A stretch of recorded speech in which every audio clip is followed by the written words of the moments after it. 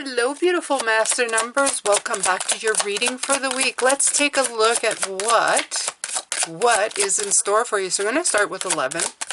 Like I like to tell all my life path numbers, please check your single digit numbers. Don't just watch your master numbers.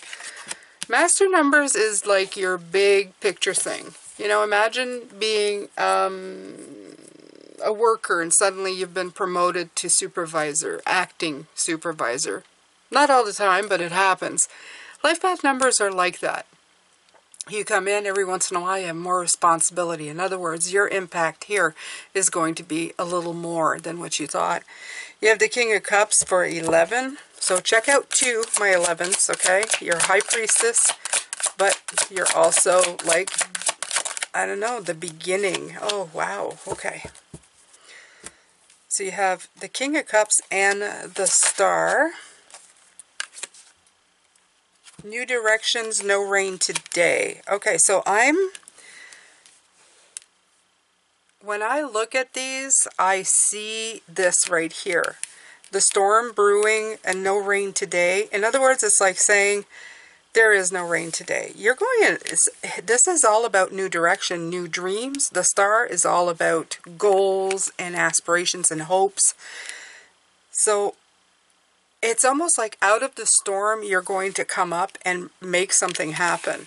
Absolutely. I feel that right away. It's like I'm going to make something beautiful happen. I'm going to make the sun shine. You can even see it in the back of the card here, the yellow.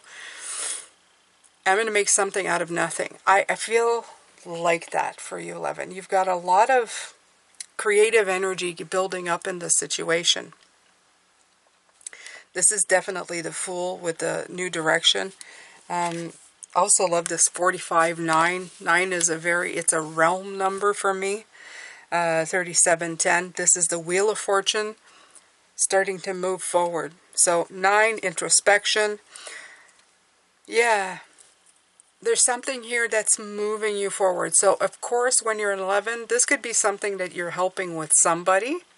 You may be a part of sometimes it can be something as weirdly as you're going to say one sentence, one word, one movement, one action, and it's going to change somebody's life. Imagine like being that person. You got a frequency about you that's going to help or sometimes even hinder so that people can find the right place to go. I know, it's weird, but it is. And yeah, you all signed up for it. So if you're here, but definitely this could be for you or for somebody else that you're helping. But this is the basic energy of that. Okay, so that was for 11. I feel like I need to put the cards back in for some reason for 22 and 32. Usually I don't, but I'm going to. I'm going to put the cards back in every time. Make sure that, you know, whatever cards need to come out, if they need to come out again. Maybe they won't, but we'll see. Okay, 22 and the 4, the Empress. And if you are 22, you also have the Fool in your life path number. 22 is 0. It's the card. An Emperor and a Fool together, you'd say, wow, how does that work? Well, the Fool I find comes in at different times of your life if you have the 22 number before it goes down to 4. It could be at the end of your life. It could be at the beginning of your life where you were rash or unpredictable. The way I'm going to tell you is that if you were rash when you were young, it taught you how to step into your Emperor's shoes. In other words, if you were just like, you know, jumping and trusting the universe, and maybe something happened to make you become an Emperor, to want the stability, right? And then sometimes if not, you can end up being the Fool because you've been so stable all your life. By the end of your life, you end up being the Fool and you take more chances. I identify very closely to the Emperor, even though it isn't my number, and the Fool. All right, so you have the Empress, who is your counterpart, and the 9 of Swords. And then you have Secrets. Interesting. Interesting. Okay, so I feel some kind of grief over something creative. I'm actually going to put another card here because I feel like I need clarification. That Empress feels like a little out of, yeah, This is something. So I feel that for some reason something comes to light this week, and it's going to cause some kind of, I don't want to say anxiety, but at least food for thought. Like, it's going to be something that stops you where you're going, and it's going to stay with you. I don't know if it's going to keep you up at night, but it's one of those things, you know, when you have something roaming around in your energetic body that you just can't shake. It's something like that. And that's what I feel. And it comes with, it feels like secrets, but it feels more like silence. Maybe a key. If you see it, you got the keys there, right? There is a lock, but you've got to figure out what it is. And it's going to be hard, especially if you have a hermit energy. I just did the hermits reading. They're hard energy to figure out.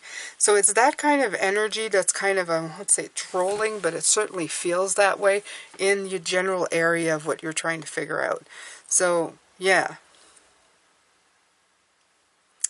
But how, you know, like, I didn't do that for 11, but I'm going to do it for you. Let's see how to navigate that this week. Let it come to its end, to its natural end. Whatever it is, let it come to its natural end. Let it culminate to whatever it needs to do so that it can reset. Okay?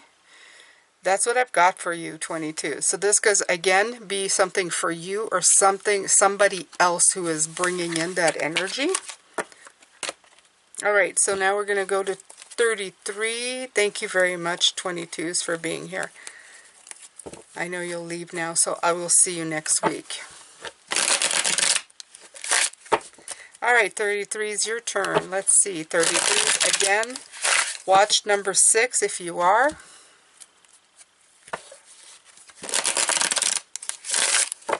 This could be for you or somebody else.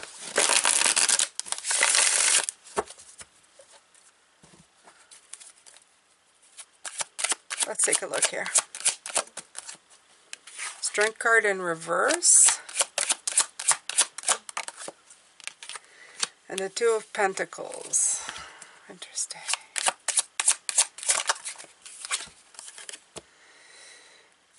Pure nature. Okay, so you've got me.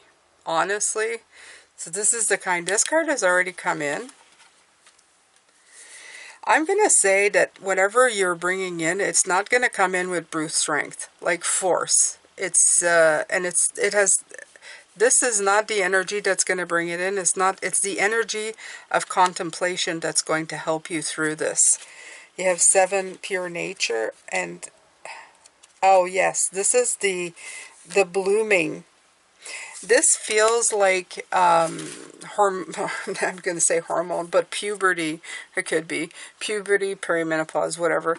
It's those kind of hormonal shifts which makes your energy kind of develop. You know, it's a bloom. It's something in bloom.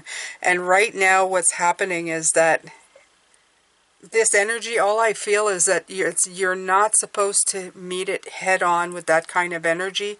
You're supposed to meet it with adaptability. It's time to juggle, 6. And you're very good at that as a 6. So it's time to juggle. Whatever this is, this could be somebody that you're helping figure out how to juggle through their emotional distress.